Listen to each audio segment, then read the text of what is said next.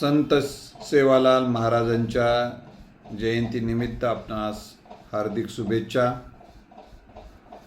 संत सेवालाल महाराजांचे विचार आजच्या काळातही उपकारक आहेत, ही गोष्ट पहिल्यांदा आपण लक्षात घेतली पाहिजे. आणि संत सेवालाल महाराजांनी अखिल भारतातील सर्व बंजारा समाजाला विधायक मार्ग दाखवलाच, परंतु सर्व समाजाला विधायक मार्ग दाखवलेला आहे. त्यांच्या विचारामध्ये सर्व समाजाचं, सर्व मानवजातीचं हित दडलेलं आहे.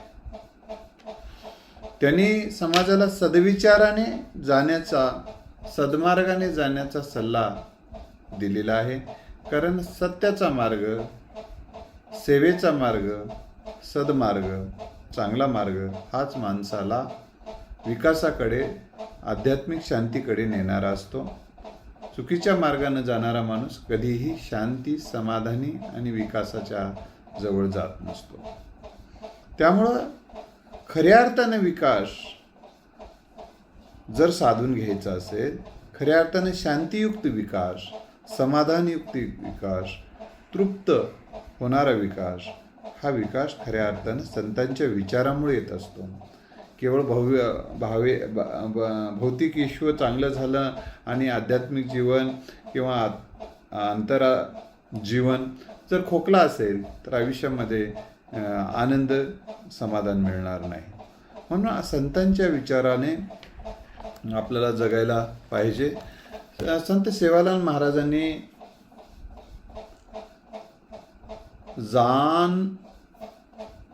जाणजो छानजो पच्छच्च मानजो, त्याने असं सांगितलेलं आहे थोडक्यात की जाणून घ्या, विचार मंथन करा,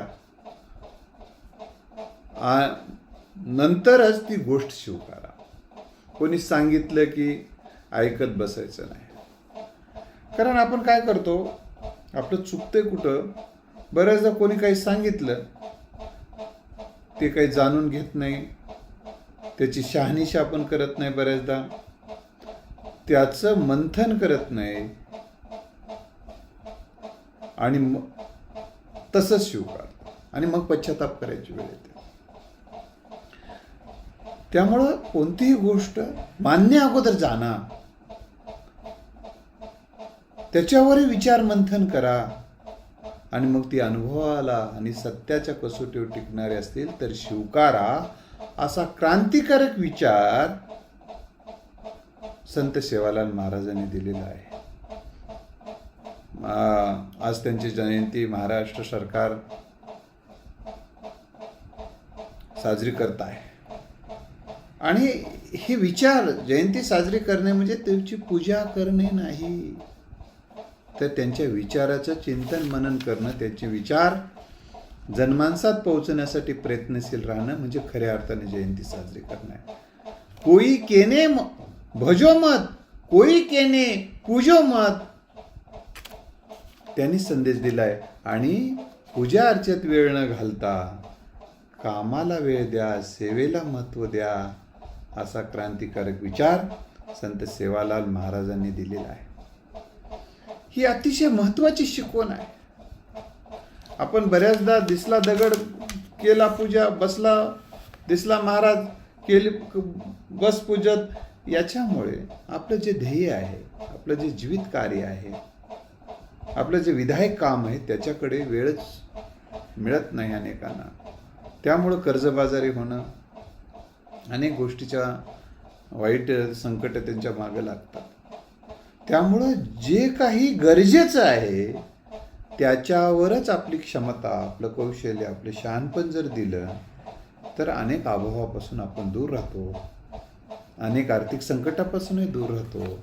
ही गोष्ट आपण लक्षात ठेवलं पाहिजे. शारीरिक, मानसिक आजारापासूनही दूर राहायला कर्मनिष्ठा जगणं अतिशय महत्त्वपूर्ण ठरते. आता जाणून घ्या, मग त्याच्यावर विचार मंथन करा, मगच ती गोष्ट स्वीकारा. हे तत्व वाचत असताना, हे तत्व समजून घेत असताना तथागत गौतम बुद्धांची आठवण येते, त्यांच्या विचाराची आठवण येते. त्यांनी सांगितलेलं आहे, एखादी गोष्ट तुम्ही ऐकली असेल तर ऐकली म्हणा, पाहिले असेल तर पाहिले म्हणा, अनुभवले असेल तरच अनुभवले म्हणा. उचलली जीभ लावली टाळूला आपण बऱ्याचदा बोलतो वागतो. त्याच्यामुळं बऱ्याचदा आपल्या व्यक्तिमत्वाची विश्वसनीयता कमी होऊन जाते. म्हणून तथागतांचे विचार सेवालाल महाराजांच्या विचाराला जवळचे आहेत. जाणून घ्या, विचार मंथन करा, नंतरच ती गोष्ट स्वीकारा. अतिशय महत्वाचा विचार आहे. जानो जो छानो जो पच्छ ज मानो जो.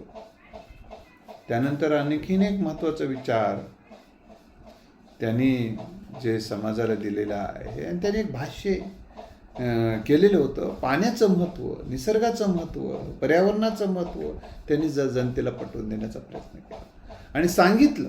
पाण्याच्या बचतीचं महत्त्व सांगितलं. आणि त्यांनी भविष्यवाणी वर्तवली, 1 रुपयाला 1 वाटी पाणी विकेल, असा एक भविष्याचा वेध घेऊन त्यांनी एक विचार मांडला. 1 रुपयाला 1 वाटी पाणी मिळेल. जर आपल्याला आत्ता जी पाण्याची नासाडी करणं आहे, पाणी जे जमिनीत साठवून न देणं आहे, कारण पाणी जमिनीत तयार होत नसते, पाणी जमिनीत फक्त साठवलं जातं आणि साठवलेलंच पाणी आपल्याला प्राप्त होत असते. आपण पाणी साठवू देत नाही. गावात पाण्याचा थेंब टिकता कामा नये, जमिनीत पाण्याचा थेंब टिकता कामा नये, सरळ पाणी काढून देतो म्हणलं तर पाणी कुठून येणार आहे? तुम्हाला काही समुद्राचं पाणी तुमच्या गावात येणार नाही. तुमच्या परिसरात ते पाणी जे रुजतं, पाणी जे तेच पाणी तुम्हाला भेटत असतं. जर सेवालाल महाराजांना हा धोक्याचा सूचना जी दिलेली आहे, तुम्ही जर आता पाणी अडवा, पाणी जिरवा, पाण्याची बचत केली नाही तर तुम्हाला पाणी मिळणार नाही. 1 रुपयाला 1 वाटी पाणी विकत घ्यावं लागेल असा संदेश का दिला? तर हे माणसांची जी हावरट मनोवृत्ती आहे, ती निसर्ग नष्ट करून आपल्याला बेस्ट करण्याचा प्रयत्न करत असेल तर तसं होणार नाही. निसर्ग नष्ट करणं म्हणजे स्वतःला नष्ट करणं आहे, याची जाणीव महाराजांनी करून दिलेली आहे, सेवालाल महाराजांनी करून दिलेली आहे. म्हणून हे वचन पाळा आणि हे वचनाने तुमचं जीवन समृद्ध होईल, अशा पद्धतीचा विचार त्यांनी दिलेला आहे. दुसरा एक महत्त्वाचा विचार त्यांनी आपल्या समाजाला दिला, ते म्हणजे सन्मानानं जगा, सन्मानानं जगू द्या. कारण तुम्हाला स्वतःच्या नजरेत तुम्ही बेस्ट राहा आणि इतरांच्या नजरेत बेस्ट राहण्याचा जो भाग आहे तो सन्मानानं जगण्याचा भाग आहे.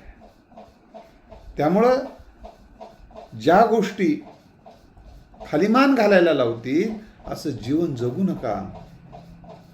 सत्याचं, सद्विचाराचं, सद्वर्तनाचं जीवन जगा, म्हणजे सन्मानानं जगा आहे. तुमच्या जगण्यामध्ये सत्यता नसेल, तुमच्या जगण्यामध्ये विधायकता नसेल तर त्या जगण्याला सन्मानाचं जगणं म्हणत नाही.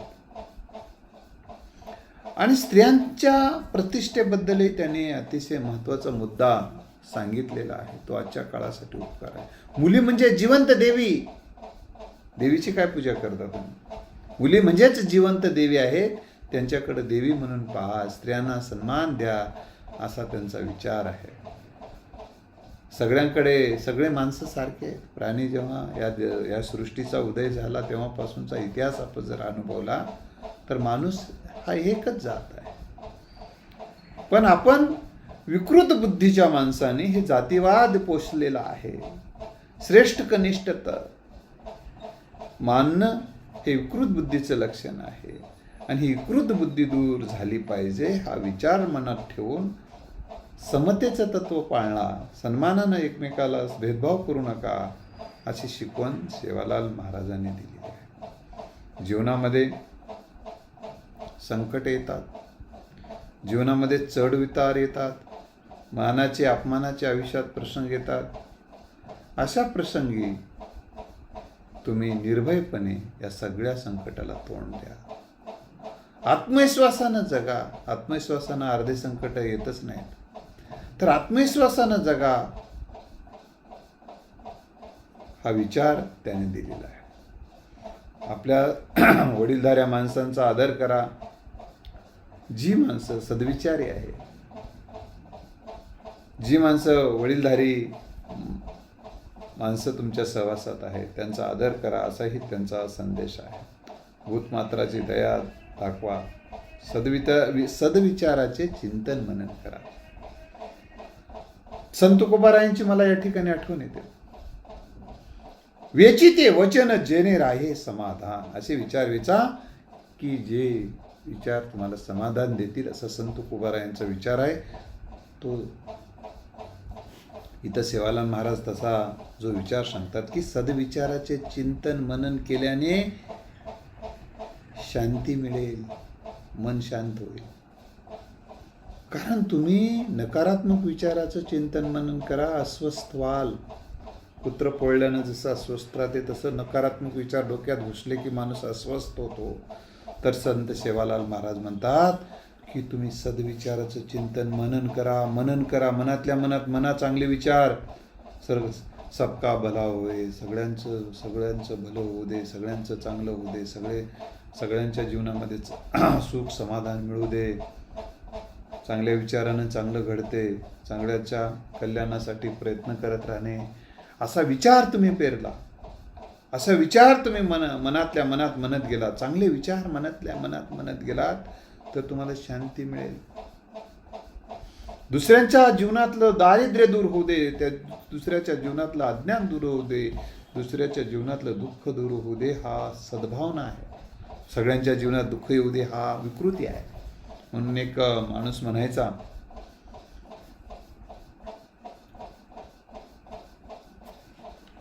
की बोल भीमा माझा दुश्मन आहे त्याचा धरधुमा. अशा पद्धती म्हणजे अशा पद्धतीचा जर विकृत विचार ज्यांच्या डोक्यात असेल तर तो विचार, तसा विचार पेरणारी माणसं त्यांचं आयुष्य नष्ट होऊन जाते मित्र. त्यांचा नावलौकिक काही राहणार नाही. म्हणून सद्विचाराची पेरणी, सद्विचाराची कृती आणि उक्ती केला तरच तुम्ही टिकून राहणार आहात, तुमचं अस्तित्व टिकून राहणार आहे. हा म्हणून सद्विचाराचे चिंतन मनन करण्याचा विचार सेवालाल महाराजांनी केलेला आहे आणि ते जगले. अंधश्रद्धेला टाळा, अंधश्रद्धेपासून दूर राहा. ज्याच्यामुळे तुमचा घात होईल अशी कुठलीच श्रद्धा पाळू नका. अशा पद्धतीचा विचार ज्यांनी दिला, त्यांचा जन्म जरी आंध्र प्रदेशातला असला तरी त्यांचा महाराष्ट्रामध्ये जो वावर राहिला, महाराष्ट्रामध्ये त्यांचा मृत्यू झालेला आहे. आणि त्यांचा जो मृत्यू एका छोट्या गावात झाला आणि रुईसारख्या एका छोट्या गावात त्यांचा मृत्यू झालेला आहे. मित्रो,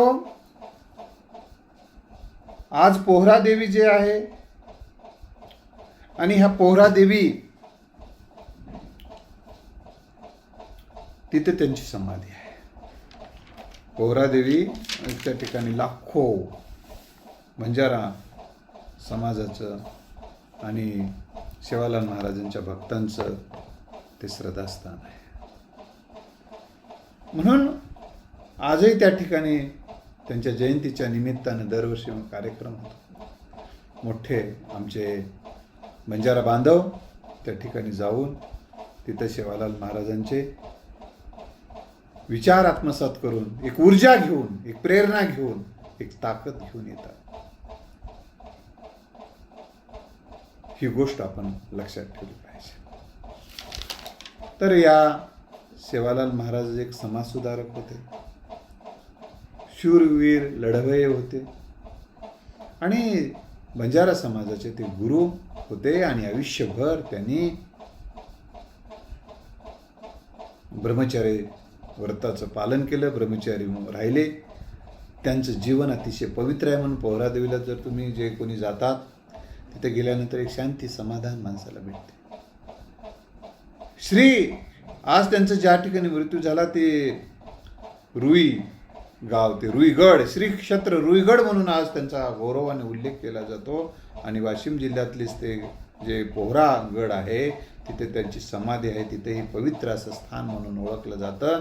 आणि दिवसेंदिवस हे सेवालाल महाराजांचे विचार जर जगापर्यंत गेले तर जगाचं लक्ष केंद्रित होणारं हे ठिकाण आहे मित्रांनो. म्हणून याकडे पवित्र भावनेनं पाहिलं पाहिजे, याकडे सद्भावनेनं सगळ्या समाजानं पाहिलं पाहिजे. आणि सेवालाल महाराजांचे विचार जनमानसात रुजवण्यासाठी आपण सगळ्यांनी कटिबद्ध होऊ. त्यासाठी त्यांचे विचार इतरांपर्यंत पोहोचण्यासाठी आपण प्रयत्न करू आपापल्या परीने. एवढीच या निमित्तानं आपण सद्भावना व्यक्त करू. एवढं बोलतो. पुन्हा एकदा सगळ्यांना जय सेवालाल. धन्यवाद.